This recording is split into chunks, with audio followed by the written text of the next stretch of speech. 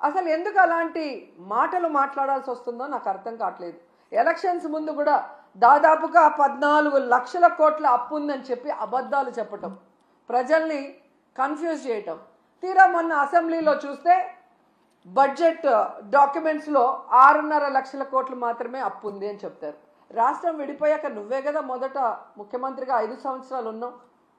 నువ్వు ఎంత అప్పు చేసి దిగిపోయావు, 5 ఏళ్లలో మేము ఏం చేసామో చెప్పాలి కదా జనాలకి. కానీ బయట ఒకటి లోపల ఒకటి మాట్లాడటం. ఏదైతే ఆంధ్రప్రదేశ్లో అబద్ధాలతో కట్టుకథలతో పచ్చ మీడియాతో ప్రజల్ని మభ్యపెట్టారో అదే విధంగా దావోస్లో కూడా మీరు మభ్య పెట్టాలన్న ప్రయత్నం ఈరోజు పెట్టుబడిదారులు పారిపోవడానికి కారణం కాదా చంద్రబాబు నాయుడు, లోకేష్ అని నేను అడుగుతున్నా. ముఖ్యంగా జగన్ గారు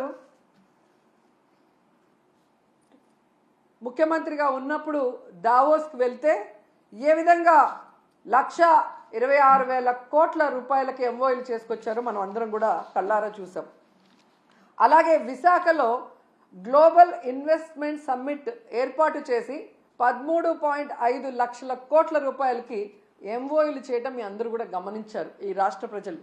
ఎందుకు ఇది చెప్తున్నానంటే ఈ నెలలో సాక్షాత్తు ప్రధానమంత్రి గారు శంకుస్థాపన చేసిన 1,85,000 కోట్ల గ్రీన్ ఎనర్జీ ప్రాజెక్ట్ని ఆ రోజు విశాఖ గ్లోబల్ సమ్మిట్లో జగనన్న తీసుకువచ్చిన విషయం ఈ రాష్ట్ర ప్రజలకు ఇంకా గుర్తుందని నేను అనుకుంటున్నా. అలాగే ప్రధానమంత్రి గారు శంకుస్థాపన చేసిన బల్క్ డ్రగ్ ప్రాజెక్టు కూడా జగనన్న ముఖ్యమంత్రిగా ఉన్నప్పుడు ఇతర రాష్ట్రాలతో పోటీపడి తీసుకొచ్చింది. దానికి భూమిని కూడా జగనన్నే తన హయాంలో కేటాయించింది నిజం కాదా అని అడుగుతున్నా.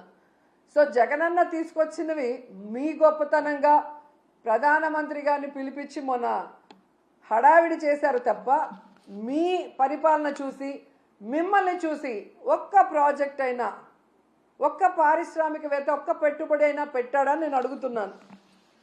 జగనన్న విశాఖలో గ్లోబల్ ఇన్వెస్ట్మెంట్ సమ్మిట్ పెడితే అదానీ వచ్చారు, అంబానీ వచ్చారు, జిందాల్ గారు వచ్చారు.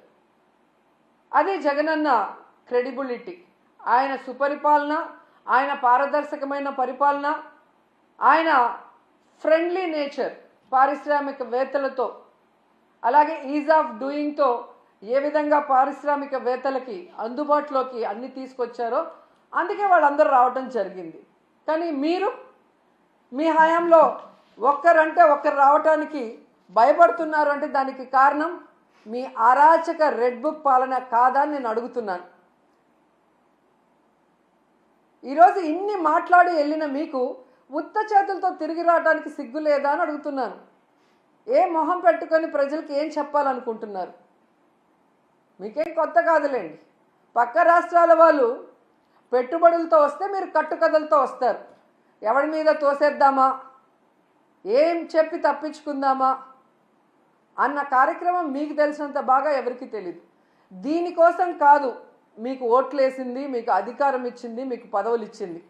ఇప్పటికైనా ఈ రెడ్ బుక్ అరాచక పాలనని మానేసి ప్రజలకి మీరు ఏదైతే ప్రామిస్ చేశారో ఆ ప్రామిస్ని ఫుల్ఫిల్ చేస్తూ ఈ రాష్ట్ర పరువుని కాపాడమని చంద్రబాబు నాయుడుకి, లోకేష్కి, పవన్ కళ్యాణ్కి తెలియజేసుకుంటున్నాం.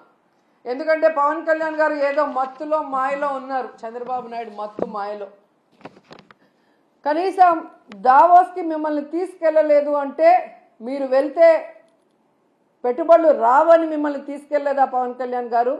లేదా గతంలో మీరు ఒక ఇంటర్వ్యూలో దావోస్కి వెళ్ళటం వేస్ట్, దానివల్ల రూపాయి ఉపయోగం లేదని మీరు ఇచ్చిన ఇంటర్వ్యూ వల్ల తీసుకెళ్ళలేదా? లేదా పవన్ కళ్యాణ్ వస్తే లోకేష్కి ఇంపార్టెన్స్ తగ్గిపోతుందని తీసుకెళ్ళలేదా? ఇది మాకు చెప్పకపోయినా పర్లేదు, కనీసం పవన్ కళ్యాణ్కి జనసేన కూలీలకి చెప్పాల్సిన అవసరం ఉందని కూడా ఈ సందర్భంగా తెలియజేసుకుంటున్నా. ఎందుకంటే అంత పెద్ద వేదిక మీద లోకేష్ సీఎం అయితే బాగుంటుంది, డిప్యూటీ సీఎం అయితే బాగుంటుంది అని ఎలా భజన చేశారో, ఆ భజన చూసి పారిశ్రామికవేత్తలు ఎలా అవాక్కయ్యారో కూడా అందరూ గమనించారు. సో చంద్రబాబు నాయుడు గారు మీరు వచ్చి 7 నెలల కాలం అవుతుంది.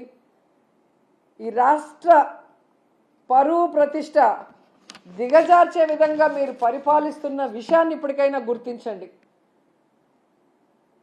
మొన్న టీటీడీ తిరుమల వైకుంఠ ఏకాదశి తొక్కిసలాటలో ప్రాణాలు పోగొట్టుకున్న కుటుంబాల్ని మీరు గాలికి వదిలేసి దాంట్లో నుంచి మిమ్మల్ని నమ్ముకున్న మీ అఫీషియల్స్ ఎవరైతే మీరు రిక్రూట్ చేశారో మీరు రిక్రూట్ చేసిన టీటీడీ పాలక మండలిని తప్పించడానికి కాపాడటం కోసం ఈరోజు ఎన్ని డాన్సులు వేస్తూ తిరుమల పవిత్రతను పాడు చేస్తున్నారు. లడ్డూ విషయంలో ఎలా ఈ తిరుమల పవిత్రతను పాడు చేశారు. అలాగే మహిళల మీద ఇన్ని అఘాయిత్యాలు, ఇన్ని అత్యాచారాలు, హత్యలు జరుగుతుంటే కూడా మీరు దాన్ని ఎవరి మీద నెట్టాలి, ఏ పార్టీ మీద నెట్టాలన్న ప్రయత్నం చేస్తున్నారే తప్ప వాటికి అడ్డుకట్ట వేయకపోవటం ఈ రాష్ట్ర ప్రజలందరూ కూడా గమనిస్తున్నారు. ముఖ్యంగా పవన్ కళ్యాణ్ గారు లా అండ్ ఆర్డర్ ఫెయిల్యూర్ అయింది, హోమ్ మినిస్టర్ ఫెయిల్యూర్ అయ్యారని చెప్పి అంత చెప్పిన తర్వాత కూడా ఇంతవరకు మీరు లా అండ్ ఆర్డర్ మీద దృష్టి పెట్టలేదు అంటే ఈ రాష్ట్ర ఇమేజ్ ఎంత దిగజారిపోయిందో దావోస్ పర్యటనలో మీకు ఒక్క ఎంఓయూ కూడా అవ్వకపోవటం అనేది ఇప్పటికైనా తెలుసుకొని రాష్ట్ర ప్రతిష్టని, పరువుని పెంచే విధంగా మీరు పరిపాలిస్తారని ఆశిస్తున్నాం.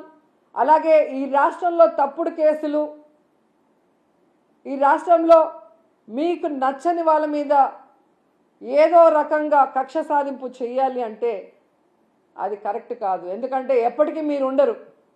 రాబోయే కాలంలో జగన్మోహన్ రెడ్డి గారు ఖచ్చితంగా ముఖ్యమంత్రి అవుతారు. ఎందుకంటే ఇప్పటికే ప్రజలు మీకు ఓటేసిన దానివల్ల వేసిన వాళ్ళు బాధపడుతున్నారు. ఈవీఎంల వల్ల మీరు గెలిచారనుకున్న వాళ్ళు మీరు దిగిపోవాలని ప్రార్థనలు చేస్తున్నారు. ఎందుకంటే మీ వల్ల పేదవాళ్ళకి ఉపయోగం లేదు, రాష్ట్రానికి ఉపయోగం లేదు, ఏ వర్గానికి కూడా ఉపయోగం లేదు. కాబట్టి ఇప్పటికైనా మీరు మీ సీనియారిటీని ఇచ్చిన మాట నిలబెట్టుకోవడంలో పెట్టండి. ఈ రాష్ట్రంలో పుట్టినందుకు 4 సార్లు ముఖ్యమంత్రిని మిమ్మల్ని చేసినందుకు ఈ రాష్ట్ర ప్రజలకు ఇచ్చిన వాగ్దానాలు నెరవేరుస్తూ ఈ రాష్ట్ర ప్రతిష్టని పెంచే విధంగా ముందుకు వెళ్ళండి. ఇప్పటికైనా అబద్ధాలు చెప్పడం మానేయండి అని కూడా ఈ సందర్భంగా తెలియజేసుకుంటూ, నిజంగా ఈరోజు ఒక్క ఎంఓయూ కూడా జరగకుండా వీళ్ళు తిరిగి రావటం వీళ్ళకి సిగ్గు అనిపించడం లేదేమో కానీ ఈ రాష్ట్రంలో ఉన్న ఒక ప్రజల్లాగా, అంటే ఒక ఓటర్ లాగా లేదా ఒక లీడర్ లాగా మేమైతే పక్క రాష్ట్రాల వాళ్ళ ముందు మొహం చూపించలేక సిగ్గుపడుతున్నాం. గతంలో ఎలాగైతే బాబు వస్తే జాబ్ వస్తుందన్నాడు, కేవలం వాళ్ళ బాబు లోకేష్ బాబుకే ఎమ్మెల్సీ ఇచ్చి మంత్రిని చేసుకున్నాడు. ఇప్పుడు 20 లక్షల మంది అబ్బాయిలకంతా ఉద్యోగం ఇస్తాం లేదా నిరుద్యోగ భృతి ఇస్తామన్నారు. 7 నెలలు అయింది, ఒక ఉద్యోగం లేదు, నిరుద్యోగ భృతి లేదు. మళ్ళీ వాళ్ళ కొడుకు లోకేష్ బాబుకు మాత్రమే మంత్రిగా ఉద్యోగం ఇచ్చారు. సో ఈ రాష్ట్ర ప్రజలు బాగా గమనించండి. మీకు మంచి చేసిన వాళ్ళని, మీకు మంచి చేయాలని తాపత్రయపడే వాళ్ళని ఇప్పటికైనా గుర్తించి ఇలాంటి కూటమి నాయకులు చెప్పే అబద్ధాలకి, కుట్రలకి, కుతంత్రాలకి మీరు నమ్మి బలవద్దని కూడా అందరికీ కోరుకుంటున్నాను.